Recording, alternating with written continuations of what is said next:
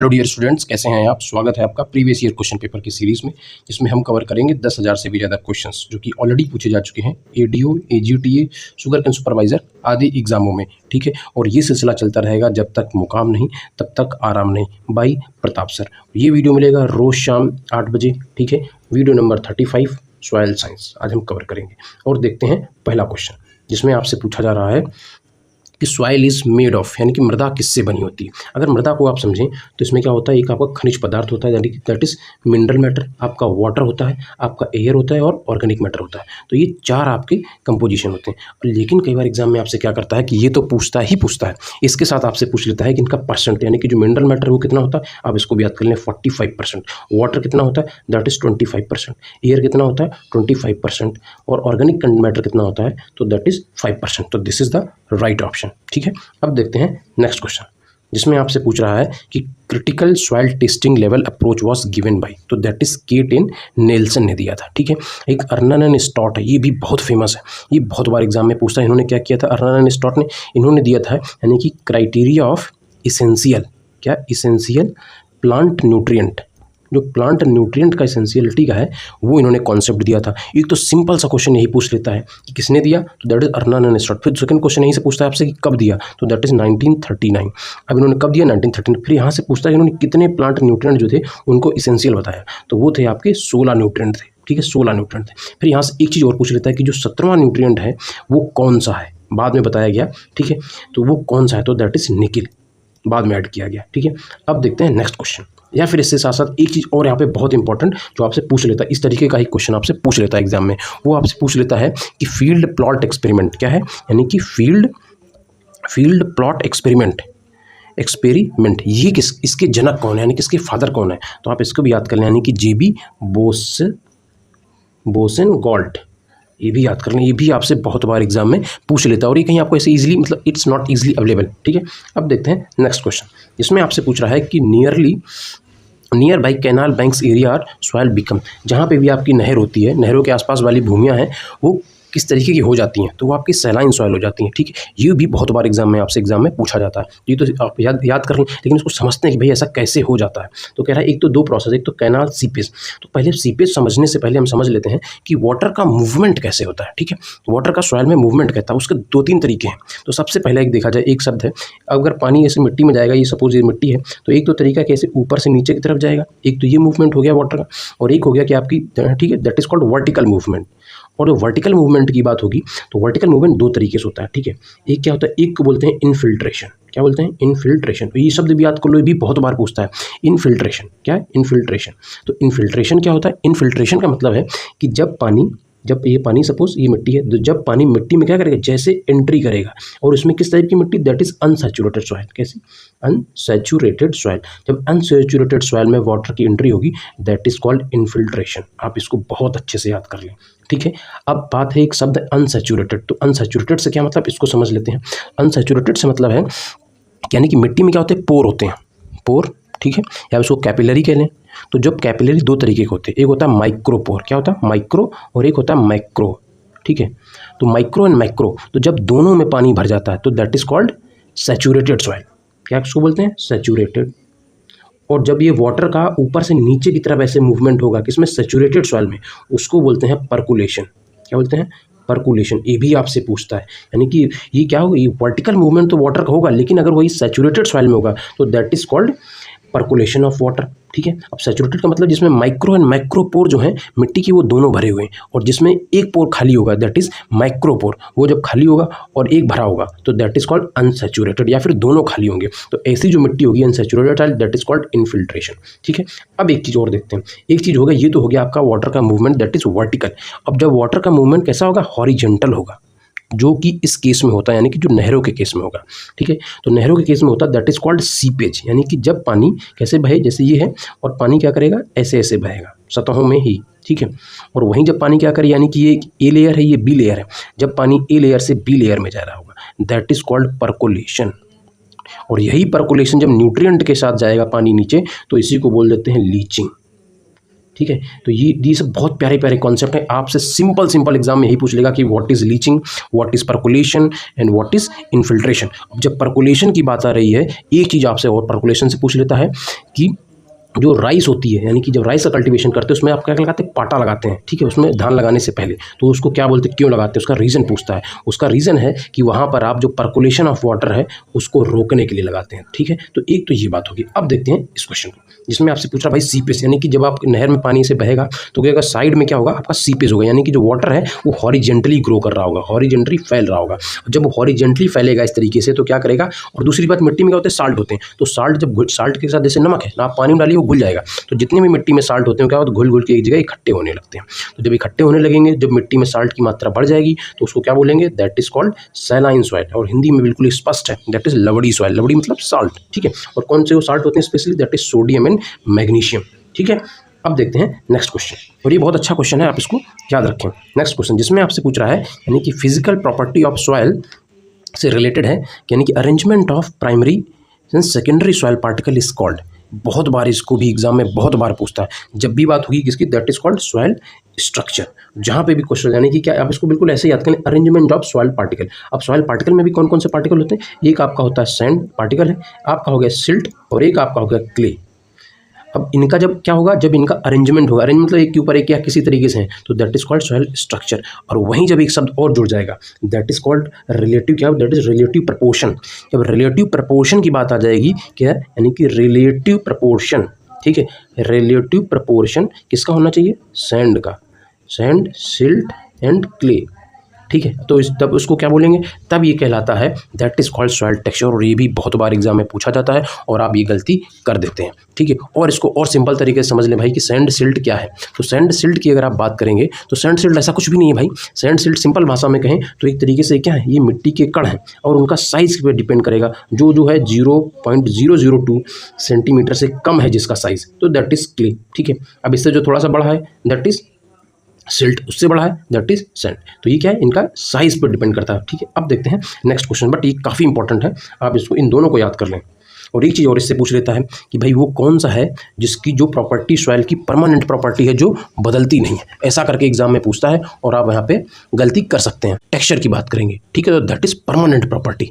तो that is, जब texture की आप बात करेंगे, where is that, that is, ये आपकी सॉइल की परमानेंट प्रॉपर्टी है जो कि बदलती नहीं है, ठीक है। अब देखते हैं नेक्स्ट क्वेश्चन, जिसमें आपसे पूछ रहा है कि भाई red soil are mainly found in, red soil कहाँ पाई जाती है, ठीक है। ये भी बढ़िया क्वेश्चन। अब जब इसकी बात हो रही है तो एक बात और समझ लेते हैं भाई। सबसे पहले कहाँ पाई जाती है, that is found in Tamil Nadu, ठीक है। अब रेड सॉइल से सीधे सीधे कई बार एग्जाम में आपसे पूछता है कि रेड सॉइल को और किस नाम से जानते हैं, तो that is called early soil. एक सिंपल भाई, सिंपल क्वेश्चन। और एक क्वेश्चन है, आप जब अर्ली सॉइल की बात हो गई है तो आप हमें कमेंट में बताएं कि लेट सॉइल किसको कहते हैं। चलिए मैं ही बता देता हूँ, आप तो कमेंट में बताएंगे नहीं। तो दैट इज कॉल्ड, इसको क्या बोलते हैं, that is called black soil. तो ब्लैक सॉइल है उसको बोलते हैं लेट सॉइल, ठीक है। और एक सॉइल ब्लैक सॉइल को और क्या बोलते हैं, दैट इज ब्लैक सॉइल का कई बार पूछ लेता है कि जो रेगर सॉइल है ये कौन किस सॉइल को बोलते हैं, तो ब्लैक सॉइल को ही बोलते हैं। और ब्लैक सॉइल को लेट सॉइल बोलते हैं। क्यों बोलते हैं कि कुछ सॉइल होती हैं जिनको जोतने के लिए या फिर कल्टीवेशन के लिए क्या ज़्यादा पानी की जरूरत होती है, और कुछ को होता है कि थोड़ा सा पानी दो और तुरंत वो अवेलेबल हो जाता है प्लांट के लिए, ठीक है। या फिर उसमें आप कल्टीवेशन कर सकते हैं, तो दैट इज अर्ली सॉइल, जैसे आपने पानी दिया। और एक और उसमें अर्ली सॉइल की बात होगी। अब रेड सॉइल पर थोड़ी सी बात कर लेते हैं कि रेड सॉइल से कई सारे क्वेश्चन आपसे पूछे जाते हैं। स्पेशली क्या भाई, कौन क्या क्या पूछता है, इसमें आपसे पूछ लेता है इसका नेचर कैसा होता है, ये आपका एसिडिक नेचर का होता है। और इसमें बेस्ट कल्टीवेशन के लिए कौन सा होता है, ये हल्की सॉइल भी होती है, तो इसलिए ग्राउंडनट जो है, ग्राउंडनट के कल्टीवेशन के लिए बेस्ट सॉइल है, ठीक है। और क्या भाई, अब इसका कई बार पूछ लेता है कि भाई इसमें जो रेड कलर होता है वो किस कारण से होता है, तो वो जो होता है दैट इज फेरिक ऑक्साइड की वजह से होता है। आप ये भी याद कर लो भाई, ये भी बहुत इंपॉर्टेंट है, ठीक है।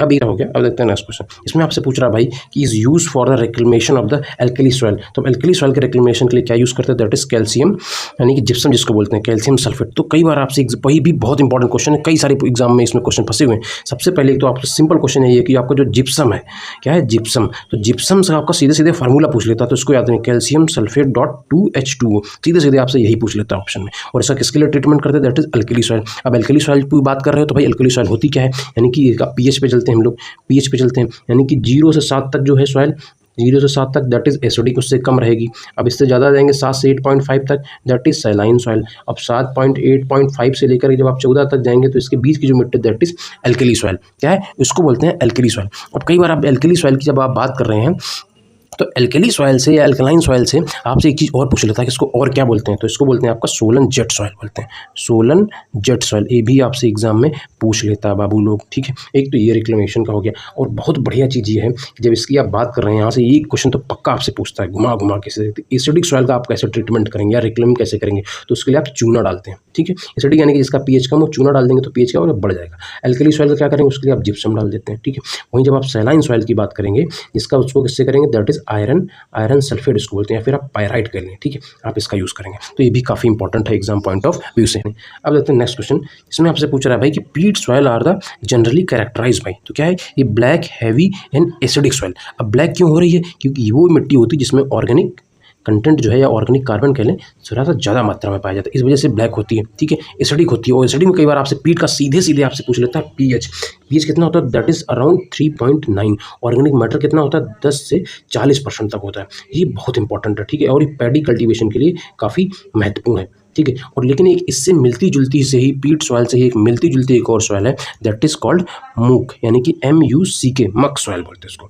अब इस सॉइल का क्या डिफरेंस है, इस सॉइल ये सॉइल जो है इसमें जो ऑर्गेनिक मैटर होता है ये क्या होता है, ये पूरी तरीके से डिकम्पोज होता है, और लेकिन जो पीट सॉइल का ऑर्गेनिक मैटर है ये क्या होता है, ये पार्सली डिकम्पोज होता है। और कई बार आपसे एग्जाम में सिर्फ और सिर्फ ये डिफरेंस पूछ लेते हैं। अब देखते हैं नेक्स्ट क्वेश्चन, इसमें आपसे पूछ रहा है भाई यानी कि पुरानी एलुवियल मृदा कहलाती है, ये भी बहुत बार एग्जाम में पूछा, दैट इज बंगार। अब इसको भंगार से याद रखो, भंगार क्या बोलते, भंगार यानी कि जो कबाड़ होता है उससे आप इसको याद रखें। वहीं जो नई होती है पुरानी एलुवियल सॉइल हो, जो नई एलुवियल सॉइल हो दैट इज कॉल्ड खादर, ठीक है। और जो बंगार होगी उसको क्या बोलते हैं, पुरानी वाली सॉइल को बोलते हैं। अब ये होता क्या एक्चुअली में, दैट इज एलुवियल सॉइल। अब जब एलुवियल सॉइल की बात हो रही है तो अब एक चीज़ और समझ लें, यानी कि जो एलुवियल सॉइल है ये हमारे कंट्री में सबसे ज़्यादा होती मिट्टी है। इसका परसेंट कई बार एग्जाम में आपसे पूछ लेता है, दैट इज़ 43% होता है लगभग।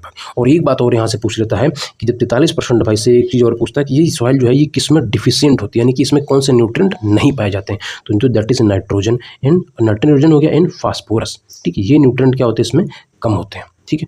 बट ये हाईली फर्टाइल सॉइल मानी जाती है, ठीक है, इंडिया में। अब देखते हैं नेक्स्ट क्वेश्चन, जिसमें आपसे पूछ रहा है भाई कि एग्जांपल ऑफ इग्नियस रॉक, तो इग्नियस रॉक का है दैट इज डायोराइट का एग्जांपल इसमें डायोराइट दिया गया। अब यहाँ पे देख लेते हैं भाई इग्नियस रॉक का कौन सा, डायोराइट हो गया, ग्रेनाइट हो गया, बेसाल्ट हो गया एंड गैब्रू हो गया। आप इनको याद कर लें, ये बहुत बार एग्जाम में ऐसे ही पूछते, इसमें कोई दिमाग नहीं लगाना, सीधे आपको एग्जाम्पल याद करने। मेटामॉर्फिक रॉक्स क्या होते हैं, यानी इसमें स्लेट हो गया, मार्बल हो गया एंड सिस्ट हो गया, तो ये सब इसके एग्जाम्पल हो गया। आप इनको ऐसे का ऐसा ही याद कर लें, ठीक है। अब देखते हैं नेक्स्ट क्वेश्चन, इसमें आपसे पूछ रहा बल्क डेंसिटी जो है आपकी क्या है, मोस्टली कितनी होती है, मतलब तो दैट इज़ 1.02 से 1.80, और ये काफ़ी इंपॉर्टेंट है बल्क डेंसिटी। अब आपसे एग्जाम में सीधे आपसे पूछता है कि भाई आपको ऑप्शन दे देगा, एक होगा आपकी बल्क डेंसिटी होती है, एक आपकी होती है पार्टिकल डेंसिटी। आपसे एग्जाम में पूछेगा, एक दो डेंसिटी और दे देगा, एक सीधे पूछता है कौन सी है वो डेंसिटी जो आपके एग्रीकल्चर के लिए इंपॉर्टेंट है, ठीक है, तो दैट इज़ बल्क डेंसिटी। आप इसको भी याद कर लें। और कई बार आपसे एग्जाम में पूछ लेता है कि जो डेंसिटी है उसको मीज़र कैसे करते हैं, ठीक है, तो उसको मीज़र करने के लिए आपका है पैक्नोमीटर। क्या है, पैक्नोमीटर, आप इसको भी याद कर लें। और इसके साथ साथ ही कई बार आपसे जब और सिंपल क्वेश्चन पूछेगा तो आपसे पूछ लेता है कि जो आपकी डेंसिटी उसको मीज़र किस में करते हैं, उसकी यूनिट पूछ लेता है, यूनिट, तो उसकी यूनिट क्या होती है, दैट इज़ ग्राम पर सेंटीमीटर क्यूब, ये आपकी यूनिट हो गई, ठीक है। अब बात करें अगर पार्टिकल डेंसिटी की बात करें तो एक तो इसकी रेंज हो गई भाई ये, ठीक है, जनरली जो इसकी ऑन एन एवरेज जो होता है आपकी, यानी कि बल्क डेंसिटी दैट इज़ 1.33, लेकिन वहीं जब आप पार्टिकल डेंसिटी की बात करेंगे ये भी आपसे पूछ लेता है तो दैट इज़ 0.265 ग्राम पर सेंटीमीटर, तो ये दोनों याद कर लें, ठीक है। अब देखते हैं नेक्स्ट क्वेश्चन, जिसमें आपसे पूछ रहा है the inherent capacity of soil to supply essential plant nutrient. ये तो सिंपल है बट इसको पूछते बहुत बार है, तो that is called soil fertility. और ये तो सॉइल फर्टिलिटी होगी, यानी कि किसी के लिए जो न्यूट्रिएंट प्रोवाइड कराती है मिट्टी प्लांट के लिए, that is called soil fertility. लेकिन सॉइल प्रोडक्टिविटी दूसरा चीज़, इसको भी बहुत बार पूछता है, यानी कि जो आपकी क्रॉप यील्ड है पर हेक्टेयर, तो दैट इज कॉल्ड क्रॉप या फिर सॉइल की प्रोडक्टिविटी होगी, ठीक है। अब देखते हैं नेक्स्ट क्वेश्चन, जिसमें आपसे पूछ रहा है भाई कि eight which pH plant growth plant is found, maximum growth जिसमें होती है बेटर ग्रोथ होती है, ये तो आपको पता होगा, बहुत सिंपल है, दैट इज 6.5 to 7.5। अब इसका रीज़न क्या है कि ये पीएच पे क्यों, क्योंकि इस पीएच पे मोस्टली जो आपके न्यूट्रिएंट हैं वो क्या होते हैं, आपके अवेलेबल होते हैं, अवेलेबल होते हैं, तो इसलिए ये बहुत बढ़िया है। ठीक है, अब देखते हैं नेक्स्ट क्वेश्चन, जिसमें आपसे पूछ रहा है भाई कि which parent material is transported by gravity. अब इस पे भी क्वेश्चन बहुत बार पूछता है, हो सकता है आपके एग्जाम में ये ना पूछेगा, कुछ और पूछ लेगा, बताता हूँ क्या और पूछ सकता है। तो पूछ रहा है भाई जो ग्रेविटी के द्वारा पेरेंट मटेरियल ट्रांसपोर्ट होता है, यानी कि एक जगह से दूसरे जगह पहुँचता है, उसको क्या बोलते हैं, दैट इज कॉल्ड कोलुवियल। ठीक है, आप इसको याद कर लें। और इसके साथ साथ ये जो दिए गए भी बहुत महत्वपूर्ण है, ग्रेविटी से कोलुवियल। वहीं जो हवा के द्वारा जाता है दैट इज इओलियन बोलते हैं इसको। ठीक है, वहीं जब रनिंग वाटर के द्वारा जाता है that is called alluvial. Alluvial इसी तरीके, इसी एलुवियल यानी कि एलुवियल से ही आपकी क्या बनती है, एलुवियल सॉइल बनती है। वहीं जब आप आइस के द्वारा होता है दैट इज ग्लेशियर। तो ये जो आपके पेरेंट मटेरियल है और ये आपका ट्रांसपोर्टिंग एजेंट है, तो आप इसको भी याद कर लें, ये भी बहुत महत्वपूर्ण है। ये 4-5 में से कोई ना कोई आपसे एग्जाम में बिल्कुल पूछ लेगा। अब देखते हैं नेक्स्ट क्वेश्चन, जिसमें आपसे पूछ रहा है भाई कि electrical conductivity of saline soil eight 25 degree Celsius, तो वो कितना होता है, तो that is more than 4। That is more than 4। ये भी बहुत इंपॉर्टेंट है। ठीक है, और इसी तरीके से तो मान लीजिए हमने बात कर ली इसकी सैलाइन सॉइल की। अब सैलाइन सॉइल की बात कर लें, कई बार यहीं पे आपको पीएच भी पूछ लेता है कि सैलाइन सॉइल का पीएच क्या है। तो जो सैलाइन सॉइल का पीएच होता है दैट इज लेस देन 8.5। ठीक है, लेस देन 8.5 से लेकर के मोर देन 7, तो ये आपका इसका हो गया। ठीक है, और एक वहीं आपसे पूछ लेता है भाई एल्कली सॉइल, तो एल्कली सॉइल का जो पीएच होता है दैट इज मोर देन 8.5, मैं आपको बता चुका हूँ। ठीक है, वहीं आपसे हो सकता है एल्कली सॉइल का आपसे पूछ ले कि ईसी यानी कि इलेक्ट्रिक कंडक्टिविटी, ये जो आपकी रहेगी किसकी, एल्कली सॉइल की जो ये होगी, ये आपकी होगी 4 से कम, लेस देन 4। ठीक है, लेकिन वहीं आपकी जो सैलाइन सॉइल की ये ज़्यादा होगी इलेक्ट्रिक कंडक्टिविटी। क्यों, क्योंकि इसमें साल्ट ज़्यादा होंगे as compare to alkali soil. जहाँ साल्ट ज़्यादा होंगे उसकी क्या होगी, आप इसको ऐसे समझ सकते हैं, रटने की जरूरत नहीं, आप ऐसे इसको याद कर सकते हैं। ठीक है, पीएच आपको बता दिया हूँ, सैलाइन सॉइल का बता दिया हूँ भाई, एल्कली सॉइल का बता दिया हूँ, ये भी बहुत इंपॉर्टेंट है। ठीक है, अब देखते हैं नेक्स्ट क्वेश्चन। ओके, तो thank you so much for watching this. अगर आपको इन्फॉर्मेशन अच्छी लगी हो तो प्लीज़ लाइक करें, ठीक है, और सब्सक्राइब करें हमारा ये चैनल।